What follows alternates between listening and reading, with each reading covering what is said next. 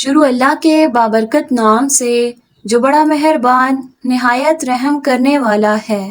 معزز ناظرین السلام علیکم۔ ایک مرتبہ یمن میں چند شکاریوں نے جنگلی شیر کو شکار کرنے کے لیے زمین میں کنواں کھود دیا اور بڑی تدبیر کے ساتھ شیر کو اس میں گرا لیا، اور انہوں نے لوگوں کو اس طرف آنے اور اسے دیکھنے سے منع کر دیا، لیکن لوگ باز نہ آئے اور اسے دیکھنے کے لیے کنویں کی منڈیر پر جمع ہو گئے اور اندر جھانکنے لگے۔ اسی دوران دھکم پیل شروع ہو گئی اور ایک شخص کنویں میں لڑک پڑا۔ اس نے اپنے آپ کو بچانے کے لیے دوسرے شخص کی ٹانگ پکڑ لی۔ اللہ کا کرنا ایسا ہوا کہ وہ بھی کنویں میں لڑکنے لگا، تو اس نے اپنے آپ کو بچانے کے لیے تیسرے شخص کی پنڈلی پکڑ لی تو وہ بھی کنویں میں لڑک پڑا۔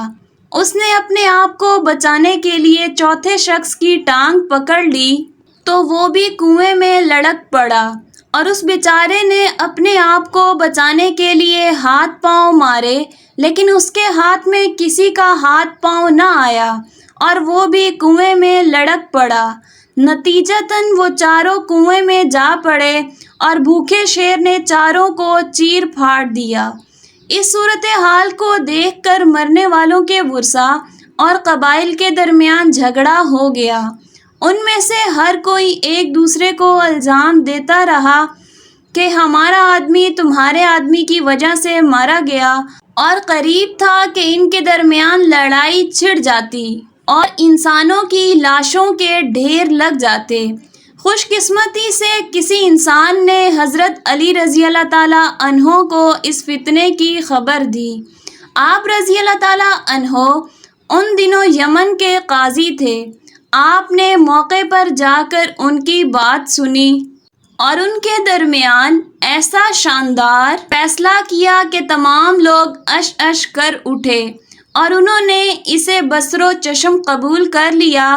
آپ رضی اللہ تعالیٰ عنہ نے فرمایا، دیکھو تمہاری آپس میں تو کوئی دشمنی نہ تھی جس کی بنا پر شبہ کیا جا سکے کہ انہوں نے جان بوجھ کر ایک دوسرے کو کنویں میں گرایا ہو، البتہ اسے اتفاقی حادثہ قرار دیا جا سکتا ہے اور ان کی دیت مقرر کی جا سکتی ہے، اور چاروں آدمیوں کے ورثاء کو اپنے اپنے حصے کی دیت پر اکتفا کر لینا چاہیے۔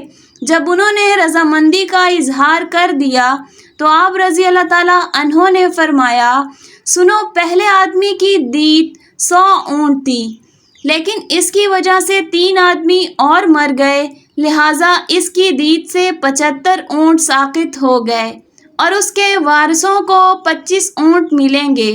دوسرے آدمی کی وجہ سے 2 آدمی مر گئے، لہٰذا اس کی دیت جو کہ 100 اونٹ تھی سے 50 اونٹ ساقط ہو گئے اور اس کے وارثوں کو 50 اونٹ ملیں گے۔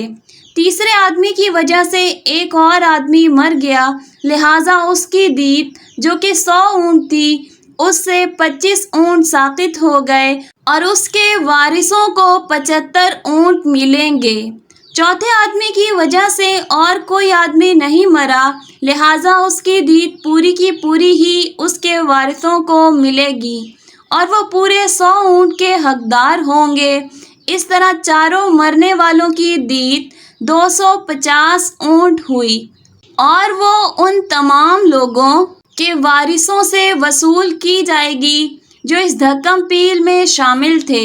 البتہ یہ فیصلہ نافذ اس وقت ہوگا جب حضور نبی کریم صلی اللہ علیہ وآلہ وسلم اس پر مہر تصدیق ثبت فرمائیں گے، لہٰذا تمام لوگ پرسکون ہو کر اپنے اپنے گھروں میں چلے جائیں۔ جب آپ کا یہ فیصلہ حضور اکرم صلی اللہ علیہ وآلہ وسلم کے پاس پہنچا تو آپ صلی اللہ علیہ وآلہ وسلم نہایت خوش ہوئے اور اسے نافذ کر دیا۔